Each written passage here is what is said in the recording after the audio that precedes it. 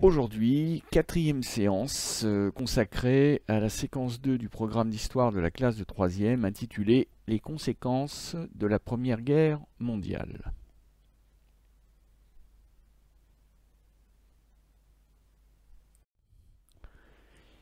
Et pour inaugurer notre cycle de leçons consacrées aux conséquences de la Première Guerre mondiale, à tout seigneur, tout honneur, nous allons commencer par évoquer le traité de Versailles, la paix manquée.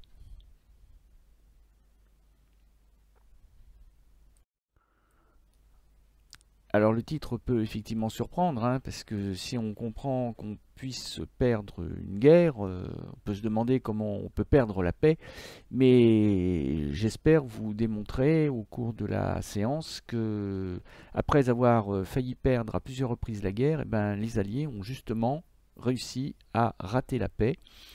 Et la problématique est la suivante, pourquoi les traités de paix, à l'image de celui de Versailles, ont-ils échoué à instaurer une paix durable sur le continent européen? Bah oui, la meilleure preuve que le traité de Versailles a manqué son but, c'est que 20 ans après, 1939, l'Europe était repartie dans une guerre continentale qui deviendrait une guerre mondiale.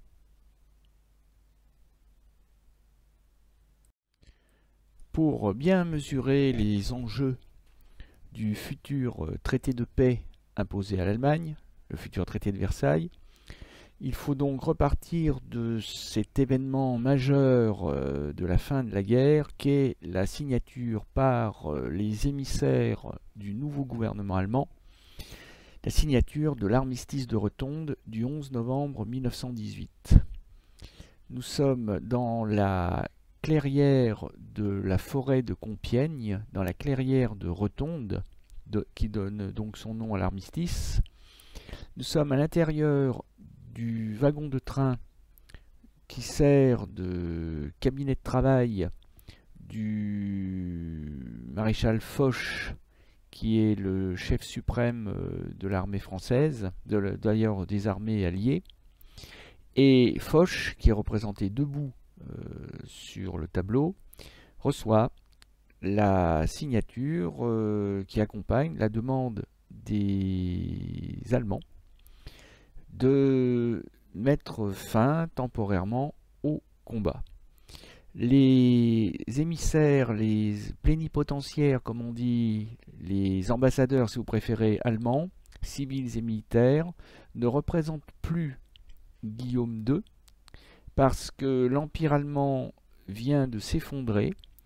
3 jours avant le 11 novembre 1918, une révolution a éclaté à Berlin qui a chassé Guillaume II et a été proclamée une république qu'on finira par appeler la République de Weimar. Je reviendrai le moment venu sur cette république.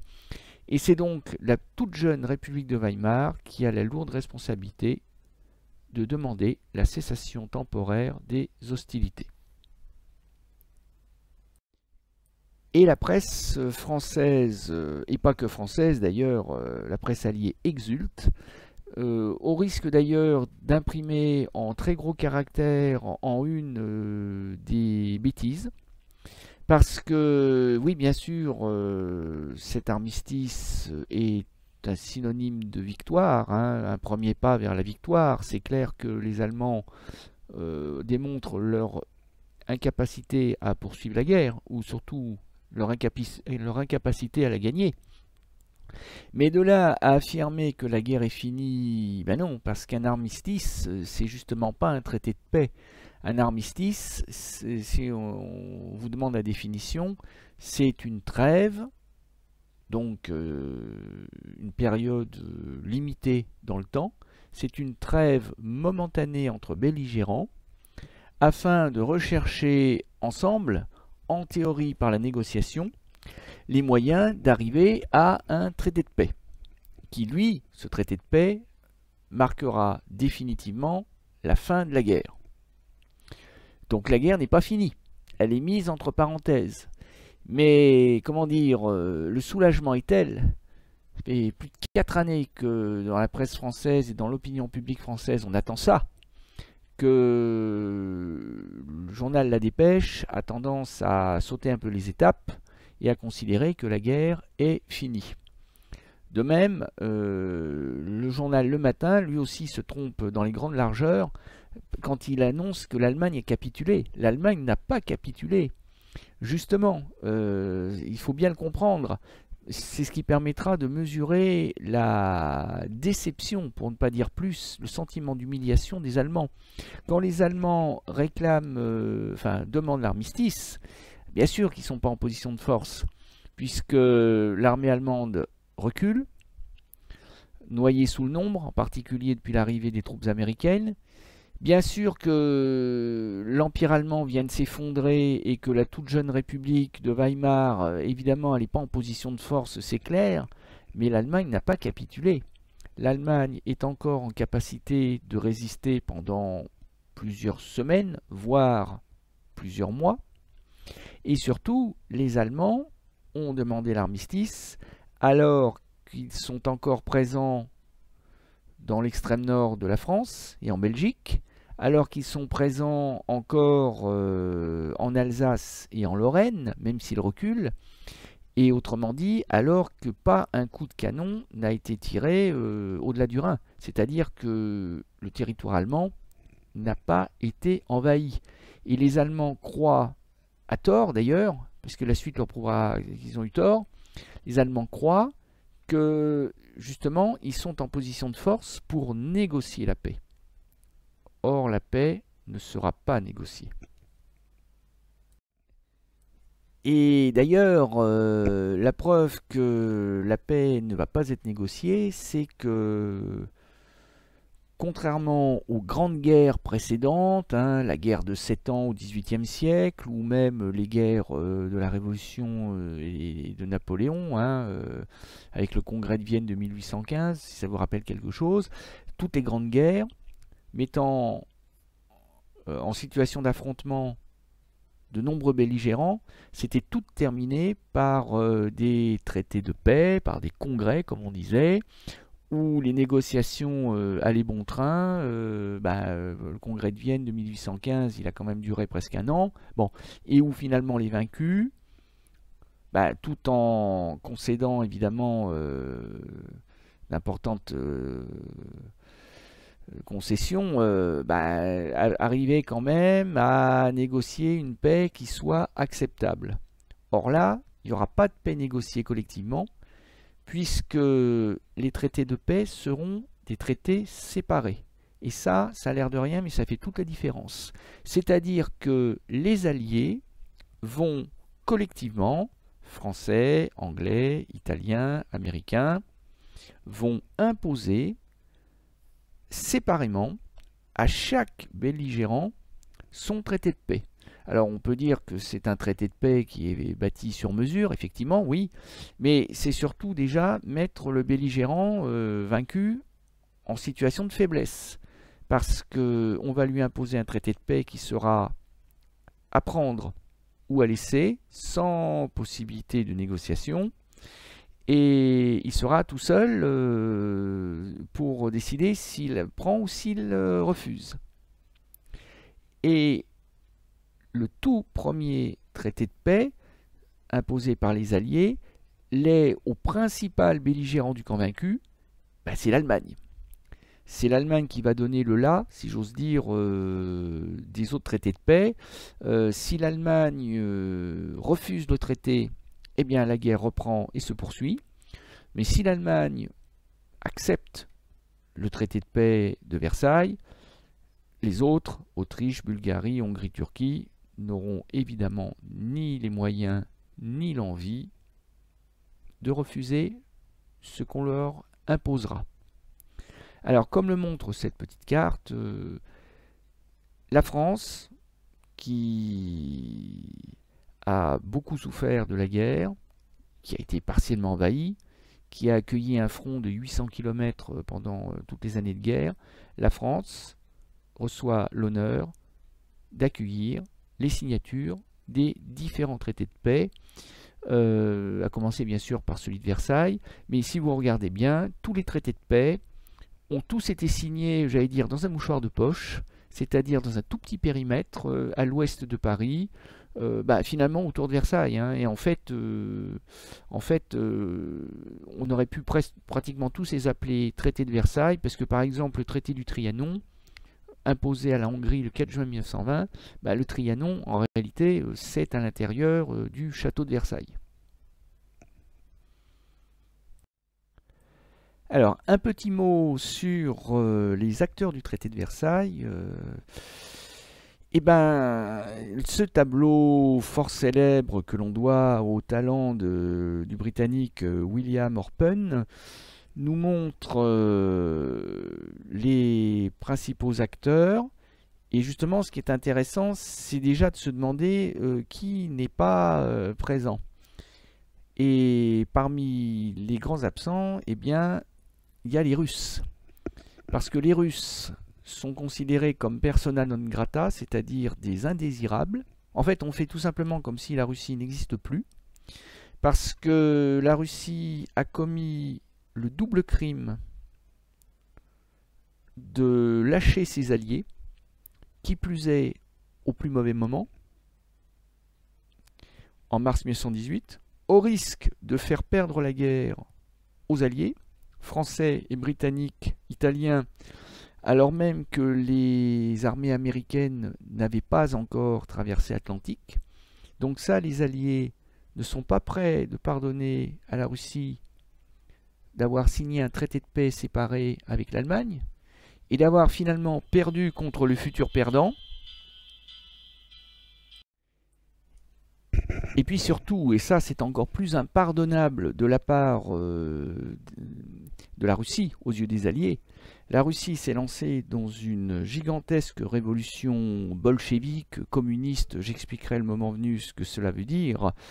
Et ça, pour les Alliés, c'est impardonnable. Et donc le gouvernement bolchevique, celui du révolutionnaire Lénine, on fait tout simplement comme s'il n'existait pas. Donc les Russes ne sont pas invités à la table des négociations.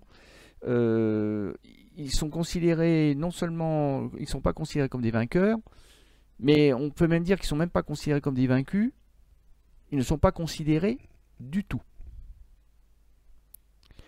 Alors après, vous avez les Allemands, les signataires allemands de la République de Weimar, qui eux ne sont pas des négociateurs. Ils sont invités dans un silence glacial et avec une économie d'amabilité à venir signer le traité de Versailles, mais comme je l'expliquais tout à l'heure, ils n'ont pas de commentaires à faire, il n'est pas prévu de prise de parole, encore moins de poignée de main. Ils signent et ils s'en vont. Dans ce cas-là, tout va bien, la guerre est finie. Ils ne signent pas et ils s'en vont et la guerre reprend. Et dans la délégation française, d'ailleurs, il n'est pas exclu de penser que certains espèrent bien que les Allemands ne signeront pas. Je vais expliquer pourquoi dans un instant. Autour du président du Conseil, du Premier ministre, si vous préférez, Georges Clemenceau, le père La Victoire, qui a donc l'honneur de présider la cérémonie de signature du traité de Versailles, en lieu et place d'ailleurs du président de la République, Raymond Poincaré, qui aurait pu et qui aurait dû, j'imagine, présider cette cérémonie, mais il a préféré laisser le glorieux Georges Clemenceau présider à sa place. Eh bien, vous avez l'Italien Orlando, qui va d'ailleurs très vite claquer la porte quand il se rendra compte que les Alliés ne vont pas finalement donner à l'Italie tout ce qu'ils avaient promis à l'Italie lors de son entrée en guerre. Ça sera un peu plus tard. Vous avez le Britannique Lloyd George, oui, pardon, qui est présent à la cérémonie, bien sûr, en tant qu'allié majeur, mais aussi en tant que Britannique soucieux d'éviter à l'Allemagne une trop grande humiliation qui permettrait à la France de redevenir la grande puissance européenne qu'elle était à l'époque de Napoléon. Et vous voyez, les Britanniques sont soucieux de faire en sorte que ni la France ni l'Allemagne ne soient trop puissantes en Europe. Et alors vous avez le président Woodrow Wilson, le président américain Woodrow Wilson, sur lequel je reviendrai tout à l'heure, et dont la présence est en soi un événement, et j'expliquerai pourquoi le moment venu. Alors vous avez pu reconnaître un vieux souvenir de fin de programme de la classe de 5e, vous avez pu reconnaître dans le tableau de William Orpen la célébrissime galerie des glaces du palais de Versailles, hein, la salle d'apparat, la salle de réception de Louis XIV, le roi Soleil, au XVIIe siècle. Et effectivement, c'est cette salle d'apparat qui a servi de cadre monumental à la signature du traité de Versailles. Mais c'est pas uniquement parce que c'est la plus belle pièce du palais. D'ailleurs, à tout prendre, on aurait pu aussi envisager que la signature se déroule par exemple au palais d'Élysée, avec le président de la République. Le choix de Versailles s'explique pour une autre raison. Clémenceau et les Français connaissent bien leur histoire nationale et ils ont une revanche à prendre sur l'Allemagne. Parce que le 18 janvier 1871, en pleine guerre franco-prussienne, alors que la France est envahie, alors que Paris est assiégé par les Prussiens, eh bien, les Prussiens et leurs alliés allemands vont célébrer à l'intérieur de la galerie des glaces du palais de Versailles, ils vont célébrer la proclamation de l'Empire allemand. Et l'empereur, qui se trouve à gauche sur le tableau, le personnage avec la ceinture orange, plus âgé, n'est autre que le père de Guillaume II, le Kaiser de l'Empire allemand de la Première Guerre mondiale, et il s'agit tout naturellement de Guillaume Ier. Et pour les Français, ça avait été une humiliation retentissante que de voir l'ennemi célébrer la proclamation de l'Empire allemand dans la galerie des glaces. Et d'ailleurs, les Allemands avaient choisi le lieu aussi parce qu'ils avaient des comptes à régler avec la France. Parce qu'ils se souviennent, les Allemands, que le roi Soleil, Louis XIV, avait été particulièrement néfaste pour, à l'époque on l'appelait le Saint-Empire, c'est-à-dire que Louis XIV avait pris des territoires, de nombreux territoires, dont l'Alsace, si mes souvenirs sont bons, aux États allemands. Donc les Allemands s'étaient vengés de cette manière. Et donc on voit que décidément la France rend la monnaie de sa pièce, hein, c'est la réponse du berger à la bergère. On venge l'humiliation de 1871 en imposant à l'Allemagne la signature du traité de Versailles du 28 juin 1919. Alors j'ai dit tout à l'heure que la présence du président des États-Unis, Woodrow Wilson, était en soi un événement dans l'événement que constitue la signature du traité de Versailles du 28 juin 1819. Bon, la présence du président des États-Unis, Wilson, est très légitime, hein, parce que tout le monde a bien compris que si les Alliés sont victorieux, ils le doivent à la présence militaire des États-Unis, qui sont arrivés tardivement, qui sont arrivés à l'été 1918, mais qui ont permis de repousser les Allemands et de les obliger à signer l'armistice de Rotonde, puis le traité de Versailles. Bon.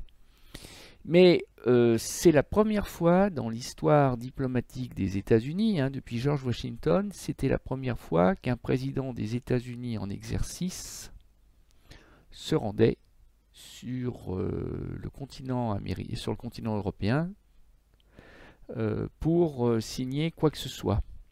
Bon, c'est vrai qu'aujourd'hui, les présidents américains, ils prennent leur avion Air Force One, ils se déplacent beaucoup, mais à l'époque, c'est tout le contraire. Le président des États-Unis ne quitte jamais le territoire américain.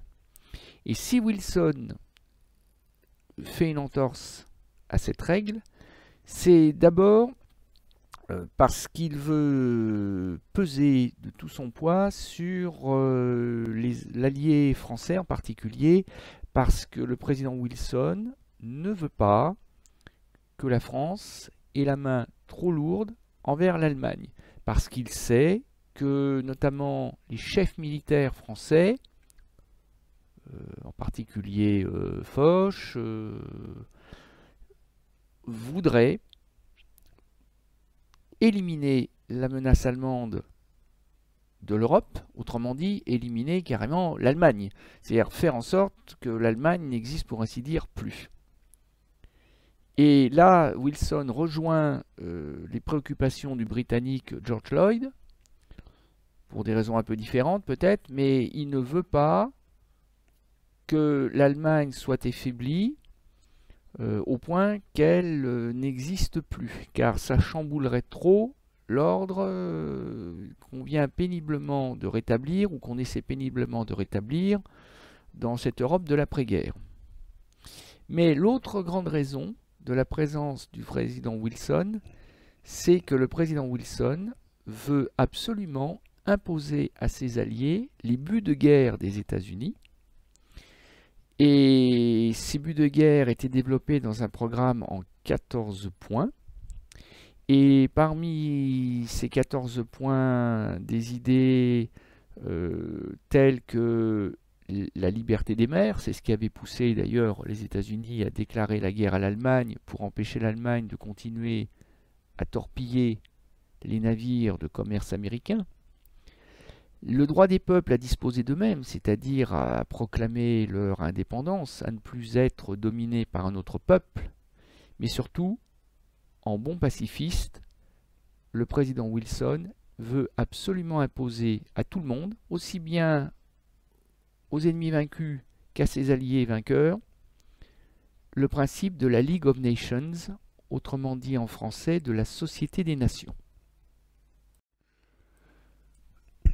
Woodrow Wilson est un pacifiste, et pour lui ça a été un véritable crève-cœur que de lancer le pays qu'il préside, les États-Unis, dans la Première Guerre mondiale. Il l'a fait parce qu'il n'avait pas le choix. Il l'a fait d'ailleurs tardivement, parce que le torpillage du Lusitania c'était en 1915, il attend avril 1917 pour que son pays rentre en guerre contre l'Allemagne. Bon, il a fait la guerre parce que c'était le seul moyen de rétablir la paix, mais il s'est bien juré que plus jamais les États-Unis ne se retrouveraient embringués dans un conflit qui, au départ, ne les concernait pas directement. C'est un pacifiste convaincu et il veut que la Première Guerre mondiale et son cortège d'horreur, les boucheries des tranchées, le génocide arménien, tout ça, il veut que ça soit la dernière guerre des dernières guerres, qu'il n'y en ait plus jamais après. Et c'est le but, c'est l'objectif de cette League of Nations, de cette Société des Nations, qui doit faire en sorte que la paix règne partout dans le monde, à commencer bien sûr par l'Europe. Et c'est pour ça qu'il est représenté avec un sourire un peu niais peut-être, mais ô combien sincère, sur cette caricature du magazine britannique Punch, en train d'offrir à la paix, représentée sous sa forme traditionnelle de la blanche colombe, eh bien, il offre à la paix le rameau d'olivier qui, depuis la Bible, est aussi un symbole de paix. Offrir la paix à la paix du monde. Et de fait, Wilson a traversé l'Atlantique, et c'est pour ça d'ailleurs que la conférence de Versailles ne commence qu'en janvier 1919, pour laisser le temps au président américain de traverser l'Atlantique à bord d'un paquebot. Wilson veut absolument que la Société des Nations apparaisse noir sur blanc dans le traité de Versailles et dans tous les autres traités imposés aux autres ennemis vaincus, Pas question que Français, Anglais, Italiens considèrent que c'est une sorte de gadget. Oui, c'est une bonne idée, on verra plus tard. Le traité de Versailles s'accompagnera d'une annexe, et cette annexe, signée aussi bien par les vainqueurs que par les vaincus, portera fondation de la Société des Nations, qui trouvera son siège, comme je vous l'ai dit, à Genève, ville symbole de la paix, ou du moins de l'absence de guerre. Et elle sera même présidée d'ailleurs par le français Aristide Briand, qui aura cette formule « Déclarons la guerre à la guerre ». Et comme Wilson n'est pas complètement un naïf, il sait bien que les beaux sentiments, ça pèse pas lourd parfois, eh bien, il veut que cette Société des Nations ait les moyens d'imposer la paix aux fauteurs de guerre. Et c'est pour ça qu'il est prévu, par exemple, dans l'article 16 du pacte de la Société des Nations, que les États membres, que quand un État membre de la Société des Nations est attaqué par un belligérant, c'est tous les autres membres qui se considèrent comme attaqués et qui doivent venir au secours du pays membre agressé. Donc ça se veut une mesure dissuasive. Il est prévu aussi des sanctions financières, économiques, pour pousser un agresseur à cesser sa guerre. Et il est même prévu aussi que les pays membres de la Société des Nations fourniront des armées à la Société des Nations pour combattre un agresseur et rétablir la paix. Alors, on en arrive à la première partie de la leçon des 1, un traité de paix qui divise les alliés. Donc, l'armistice de Rotonde du 11 novembre 1918 suspend les combats entre l'Allemagne et les alliés. De tous les traités de paix séparés imposés aux vaincus, le traité de Versailles, signé par l'Allemagne le 28 juin 1919 dans la Galerie des Glaces, est le plus important. La conférence de la paix, ouverte en janvier 1919, a divisé les alliés. Le français Clemenceau veut en finir avec la menace allemande. L'anglais Lloyd George ne veut pas renforcer l'influence française en Europe. L'américain Woodrow Wilson veut, à travers son projet de Société des Nations, éviter aux États-Unis, et au monde d'ailleurs, de se retrouver entraînés dans une future guerre en Europe. C'est tout pour aujourd'hui.